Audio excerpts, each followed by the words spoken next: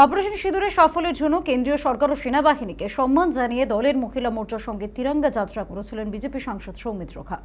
সেই যাত্রার মাঝেই হঠাৎ রাস্তায় দেখা হওয়া রাজ্যের প্রাক্তন মন্ত্রী বিষ্ণুপুর পুরসভার প্রাক্তন চেয়ারম্যান শ্যাম মুখার্জির সঙ্গে কুশল বিনিময় করলেন বিজেপি সাংসদ।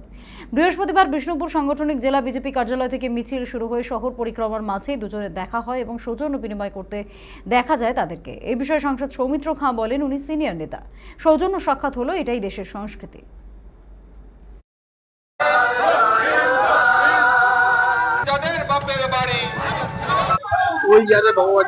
আপনার সাথে পায়ে হাত দিয়ে প্রণাম করলো,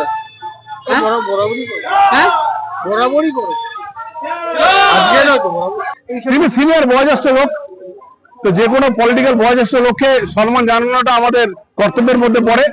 আর এটা আমাদের ভারত মাতার পদযাত্রা ছিল, তাই তাকেও সামিল হওয়ার জন্য বললাম। এটা তো কোনো রাজনৈতিক পদযাত্রা ছিল না। কেমন আছেন তার সুস্থতা কামনা করলাম। দেখুন, উনি অরিজিনালি ওনাকে তৃণমূল কংগ্রেস ওনাকে ব্যবহার করেছেন।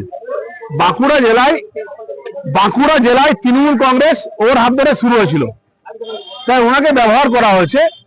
তৃণমূল কংগ্রেস ওকে ব্যবহার করে ছুড়ে ফেলে দিয়েছে। আহ্বান করলেন? আমি তো বললাম তো আছেন, উনি তার নিজের মত থাকবেন, উনি তো আছেনই। উনি তো নিজে একজন সিনিয়র মানুষ হিসাবে বিষ্ণুপুরের। দেখুন, আমরা তো চাইছি এবার যারা বাংলাদেশি প্রেমী, যারা পাকিস্তান প্রেমী, তাদেরকে দূর হাঁটানোর জন্য আমাদের সমস্ত রাজনৈতিক নেতার সাথে আমরা দেখা করব।